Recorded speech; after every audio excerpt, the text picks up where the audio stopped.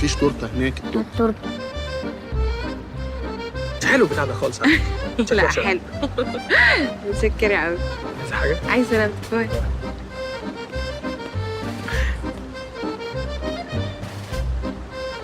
اكسكيوز مي. عايز ايه بتبصيلي كده ليه؟ في سبيل. شكلك مش عاجبني. انت غلاية يا استاذة، وشك فرحان قوي ومزغرطة ايه؟ الخطوبة قربت نفرش البسين نشارة؟ ايوه يا عبد الحفيظ ايوه، اصل هو طيب قوي بصراحة. طب ما كلنا طيبين، هو في حد مش طيب؟ الناس كلها طيبة. لا هو طيب وكمان محترم. كمان محترم؟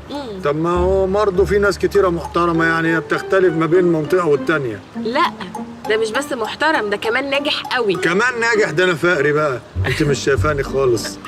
علشان كده بصراحة يعني يا استاذ عبد الحفيظ بفكر ان احنا ناخد خطوة بقى يعني بعد البرنامج، خطوة بجد. وانا بفكر اخد بتاع 40 خطوة لحد الأوضة. هي الأوضة بعد 40 خطوة.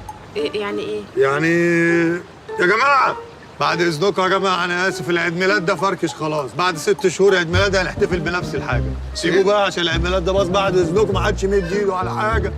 الكب كيك هو اللي طلع أحلى، التورتة طلعت مش حلوة.